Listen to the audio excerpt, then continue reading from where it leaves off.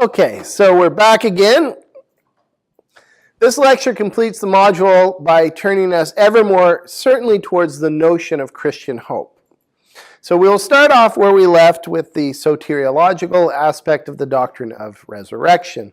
I'll introduce the notion of redemptive story, and then we'll situate the resurrection as part of God's unfolding redemptive drama in the cosmos. This will lead us back to the eschatological dimension of the resurrection, so we'll take up a conversation about new life and move towards how this vision of new life animates us in the direction of hope. Hope that ultimately transforms our world. And in fact, we're kind of building a foundation for this conversation because it's a much bigger conversation that will kind of spill over into what we're going to do in the next module. So with that in mind, what I would invite you to do, and I'll give a formal invitation at the end of the video, is to take those ideas and continue to run with them and think about them in the framework of the narrative of the resurrection and bring that into the class discussion where we'll kind of build on what thoughts are running through your heads and different questions that it raises up for you. So let's jump in.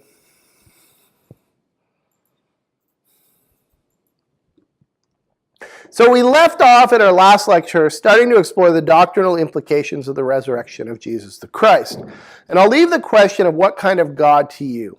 But it's important to note that in any theological enterprise, we need to pay careful attention to how God is named and portrayed. And in fact, what I want to do is that's the question we come back to at the end of most of the modules. Who do you say that I am? This is the same question. So what I'll do is I'll actually put that in part of the next module. It's often the image of God, though, that informs everything else. So we need to keep that in view. I want to start with the notion of redemption and see how the resurrection is part of a redemptive story that God is telling in and through creation. I like to start here because of an earlier claim I made about the resurrection. The church does not start with a devotional or with a developed notion of what resurrection is and build up from there. It doesn't start from a doctrine. It starts with stories, somewhat confusing stories. Stories about a risen Jesus that come from a community that was quite unprepared for a risen Jesus. These stories include, as do all of Jesus' interactions with humanity, a distinctive redemptive thrust, or a telos, a directionality towards restoration and toward new life. The resurrection stories include unexpected witnesses, the restoration of Simon Peter, and the establishment of the church as the community that God's kingdom calls into being. And I love redemptive stories because these are the stories that we see told in our own lives of faith. And I was happy in the mutual introductions that so many of you started to share bits and pieces of that redemptive journey that is part of your lives. So I want to start by telling you one of my redemptive stories so that we can have a sense of how these stories work.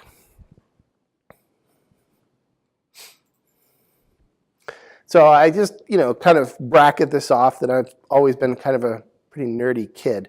And I've had one of my nerdier hobbies was stamp collecting.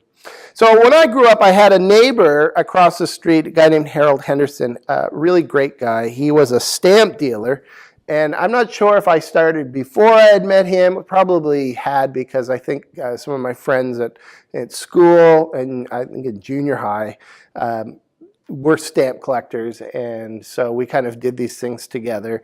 And Harold, though, was this great mentor for me. In fact, he was the first real mentor that I had in my life. Someone from outside of my family that really took an interest in me and tried to develop me. And I remember going over to his house because I had relatives in England who would send me stamps, and so I'd have duplicates, and I'd take my traders over to him. and he would trade me for other things that would fill in spots within my collection. And so it was always nice when I ever get a bunch of stamps from my relatives. I'd prepare them, soak them off of the paper, and then I'd take them over. And I noticed something. Harold had a bag that was taped to the side of his desk. And as he would be sorting through things, every once in a while he would just throw stamps in there. And I'm like, what? Why is he doing that? I asked him about this bag, and he said, well, those are stamps that are damaged, so damaged that I can't do anything with. And I'm thinking, oh, I bet you he's got some pretty nice stamps in there in terms of I could just fill out the holes in my collection. So I asked him if I could have that bag of damaged stamps. It was a nice big bag. I remember it was a plastic bag that had like that kind of drawstring in it because it was a little bigger than normal. Anyway, he said it was interesting. He didn't say no. He said, I can give you this bag, but I want to give you a warning. And he said to me that if I were to just start putting these into my collection, I could easily lose track of which were the good stamps and which were the damaged stamps. And so it might look nice to fill out that collection, but it could mean that I would devalue what was there on the page. And so being a young guy and thinking I know better, I decided to take the bag and do it anyway. And I remember, months later, I had kind of filled out things. I'd gotten a bunch of traders, and I was trading with my friend Bruce, and I had a stamp that he really wanted. And I remember him making the trade and getting home and going back to my album and coming to the place where I had that stamp and realizing, oh, it was a damaged stamp that I kept, and I traded away my only good copy of a stamp that would not be easy to get a hold of. And I just remember the shame of that moment, feeling like, yeah, I hadn't listened to the advice that was given to me. I'd let Harold down, but mostly I'd let myself down. And that this was actually part of a pattern that was a story that was being told in my life of feeling like I had let myself down and let down people that really I didn't want to let down, family members. I had actually found another rarity. I'd found a stamp that had been missing a foil embossing. It was a Canadian stamp, and what was interesting was that this stamp was postmarked from Bridgewater, and all of the other known copies of this stamp that were in use, because mostly those stamps get caught and then they're just sold as mint to collectors. They're not worth as much like that, but if they actually end up in use, they become more valuable, especially if they're in use and it's clearly marked that that's from the time when that stamp came out. Well, that was the case with this stamp. Normally, they came out of Ontario, but there was at least a batch that somehow ended up in use out of Bridgewater. And so I found this rarity, and it was kind of like my pride and joy in my collection. And again, I came to a point when I was in my teenage years, and I had felt I needed some money. Truth be told, it was to go partying. And so I knew I had this stamp that people would want, and I knew there was a stamp show going on. And so I took the stamp to the stamp show. And my old high school physics teacher actually convinced me to sell it to him for a nominal amount of money and a bunch of stamps that I still have, sheets that are useless to me. But shame again, deep shame. And that collection ended up put away into a closet. It was actually in my parents' closet for many years. And life goes on, and my parents would often, when I would go back home, they would say, you should take your collection with you. And I would be like, no, I wouldn't want to face that. There's just so much tied up into that. Until after years had passed and now I'm married, we have a home, and my parents are like, you have space for this. We don't want it in our house anymore. You're taking this collection home. Now, I'm going to just jump a little bit because it's part of the story. I married a wonderful woman whose dad was a stamp collector. He was also a guy who, his idea of a good son-in-law was not someone who was involved in pastoral ministry that really didn't pay very well. someone who was interested in having a stable 9-to-5 type job, a government job like his, was able to provide for the family, and I'm kind of all through my life has been kind of jumping from different things, just trying to follow after God, and that's been more my priority than trying to have live up to those expectations. And as a result, Jerry and I never got along. So even though I had won over his daughter's heart, we just never really got along. So I remember getting back to Ontario with this collection, and I thought, well, this is something that Jerry's into, and it was something I really enjoyed. What if I went through and tried to put this collection back together? And so I began to do that. I began to sit down and go through, and the idea I had was to remove all of the damaged stamps out of there and just kind of put everything together so I could actually show it to Jerry. What surprised me, because this was an incredibly restful thing to be doing, I was doing it while I was studying and working on I think it was when I started back in on it when I was working on my master's.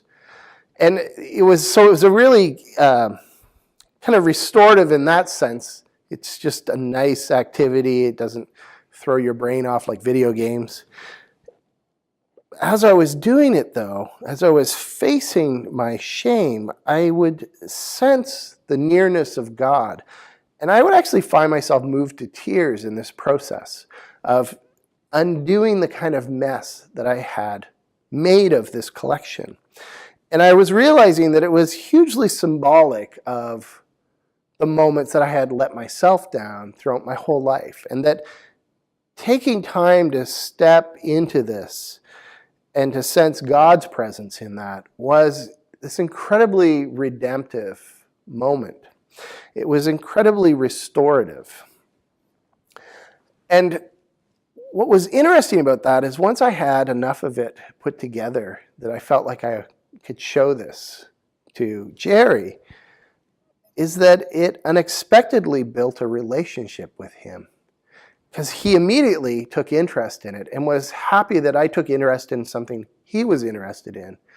And we started to bond around this. We started to go to the stamp club, we started to go to auctions and hang out together and build that relationship that we never had before.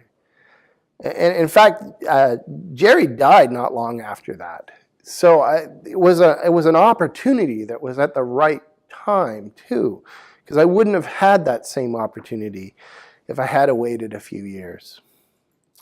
So I want to tease out from that redemptive story a few of the aspects. So for me, it was God entering into my situation, lining up things at the right time so that I could be invited into the redemptive journey. That there was a sense in which the opportunities were this invitation to confront or to take up the mess that I had made and try and work my way through making it right. Redemption isn't about denying those things or trying to move past those things. Redemption jumps right into the middle of the mess and says, let's try and fix this. I'm convinced that God is patient and that I had many opportunities to take that journey. My parents really wanted me to take this collection. It was in their closet for years. I'm thankful for the timing and my own responsiveness that at that time it would actually lead to this kind of bigger possibilities of relationship with Jerry.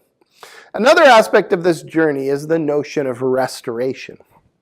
God's nearness in those moments might well simply be how I mediated or understood the act of making restitution with myself and undoing the ravages of my own sinful actions. It could be simply how I interpret what was going on, because it was incredibly emotional, and it was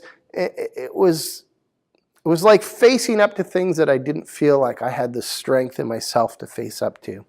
And indeed, if we think about it, my sin here was a sin against myself. It's just a stamp collection. It's a fairly kind of nerdy thing. But I had let myself down, and that was part of a pattern of letting myself down in life that had actually led to all kinds of complications in my early life.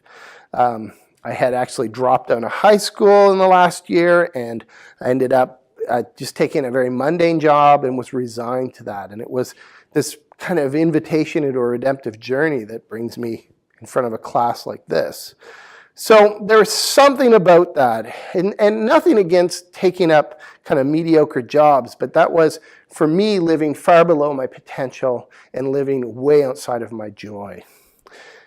The story is also told as part of a bigger redemptive story that God has been telling to me through my life. So it takes all of those pieces. It captures a lot of what I've seen consistently being told through my life as I've put together the pieces of my lost opportunities as a youth and rebuilt myself and reimagined myself as a person of faith and as a person with education, as a person whose aspirations and is not content to live just in those things that are outside of my joy. So even though it is just one of many such stories, the shame of letting myself down was profoundly symbolic for me, and the experience of working with God to undo the mess that I had made of my collection was profoundly healing to me.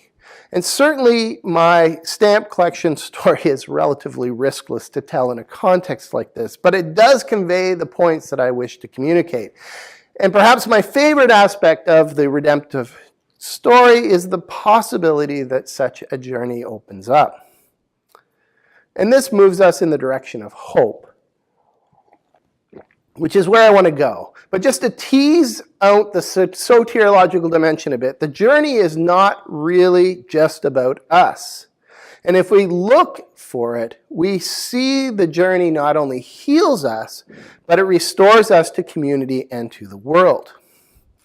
So the relationship that I developed with Jerry was profoundly meaningful, not only because it meant that his last years were one of deepening relationship with me, but because it also helped me to understand my wife better, and it opened up other relationships where I can see God's redemptive stories unfolding as well. Our stories touch each other, and this is one of the ways that our stories grow.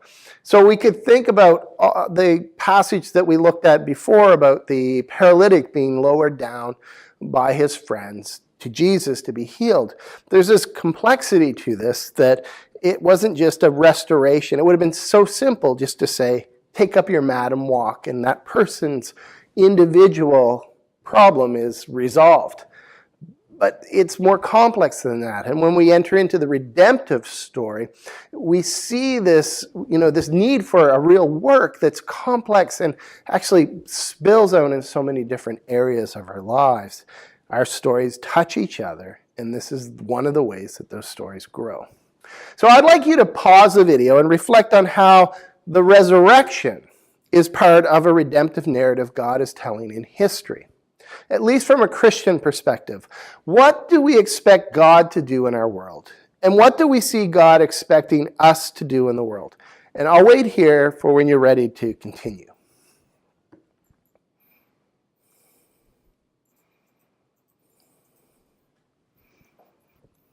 So, who is this God who is the resurrection and the life?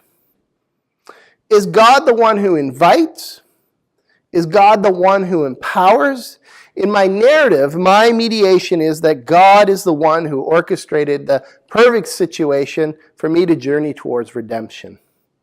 And I kind of think kept giving me those opportunities. Salvation wasn't a simple acceptance of some intellectual proposition. It was a willingness to take up the journey, trusting God and willing to risk that, to bear all. So too the resurrection is a willingness of Jesus to endure death, even death on a cross, so that new life could be possible. Without the resurrection, there is no new life, only a deferred promise and really sick hearts. Salvation, then, is our response to the God who invites us to journey towards redemption. Salvation is the pure possibility of restoration that is the goal of such a redemptive journey. So, with that in mind, what does salvation require of us? In some senses, we could say nothing, but in other senses, we could say everything. It's kind of a funny place. I'll leave the details of that to A Course on Grace and Human Existence, but in the context of the redemptive journey, we see an invitation and a willingness to take the redemptive journey with God.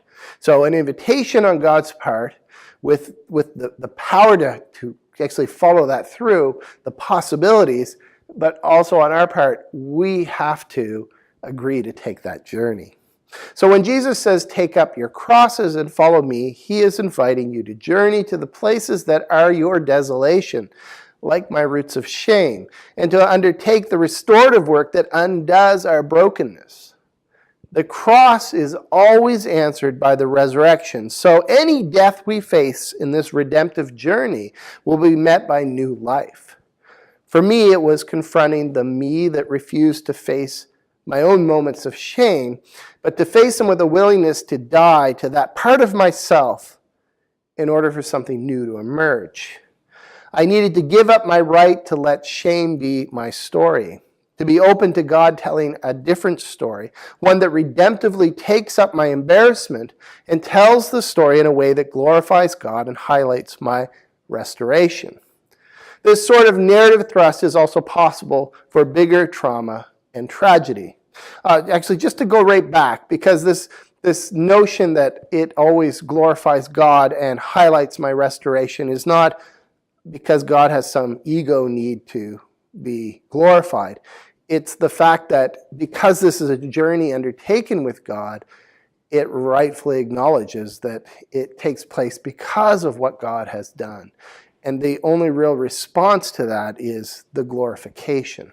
And this is why we see in the Gospels that the cross is seen as this moment of glorification, because it's this entrance into the brokenness of humanity. So this sort of narrative thrust is also possible for bigger trauma and tragedy. This is where your reflection on the resurrection comes in. In what way is God telling a bigger story? Notice that in telling the story, I do not deny or hide what was done or what in me was broken. It's not that brokenness is necessary, but that when brokenness meets resurrection hope, it is transformed. Or better, we are transformed. Healed from our brokenness and restored to purpose. So Moltmann will talk about this in the readings as a trajectory of new life. That the resurrection tells a new story, one that overcomes the old story of life versus death. What I like about Moltmann is that the thrust of the story that he discloses is always hope.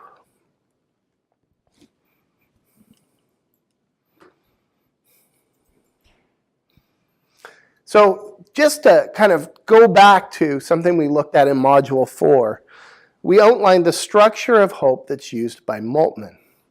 And it begins with a grounding in lived reality. As I said then, hope is never abstracted from our lived reality. It's not a denial of reality. The kind of hope Moltmann is going after fully recognizes that the world is a horribly messed up place, just like my redemptive story starts with the inescapable reality of how messed up my collection was and how much shame, this is more important, I had personally tied up in that collection. And shame about choices that I had made in my youth.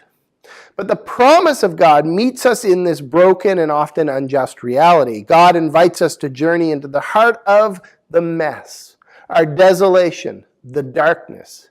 Significant to me is that God does not simply stand outside of the mess, but enters into it with us. God rolls up God's sleeves, so to speak, and says, let us work towards restoration together. It would have been so easy to just say, take up your mat and walk. Yet Jesus rolls up his sleeves and begins the hard work of restoration for the paralytic. So not only is God inviting us, in the fourth module, I claim that it is in the contrast between what God has promised and what currently is that generates the dream for a better life, or what we call hope. So not only is God inviting us to work with God in our own restoration, but often the reason we cannot face our shame and brokenness is because it is overwhelming. It is the only word. there is no real hope for something better. This is where we hear a word of promise that speaks to our imagination. What Moltmann is going for, though, is a much bigger than my own personal shame over poor decisions in my youth. The principles are the same, though. So when Moltmann talks about the current ecological crisis, and what's interesting in the readings, too, that you read in Moltmann, is that he also appeals to his own story, and he talks about his, watching the cherry blossoms. So there's something of that story that helps us understand. It's our experience that helps us understand the theology. And theology is these experiences in this context, the theological language that comes under a tradition, brought back to bear to try and understand what's going on. So when Moltmann talks about the current ecological crisis, he's talking about reality. But unless we have some real hope in the situation, we're resigned to that stark reality. Indeed, we are paralyzed in our inability to see anything better. And to be certain, there is no effort that any one of us can do on our own that will mitigate the crisis that we face today. We need something bigger. And this is where the God of the resurrection comes in, rolling up sleeves, inviting us to work with God in the restoration of creation. Hopeful because God says there's a bigger story, a story big enough to take up all our failings and retell it for God's glory and our redemption.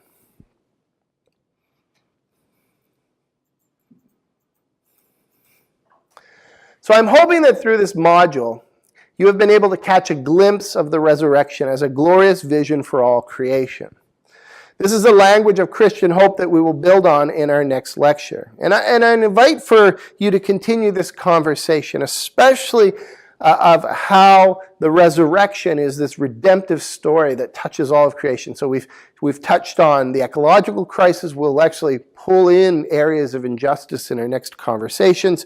But I want you to share your reflections as you're trying to think of how does the resurrection play into a bigger redemptive drama.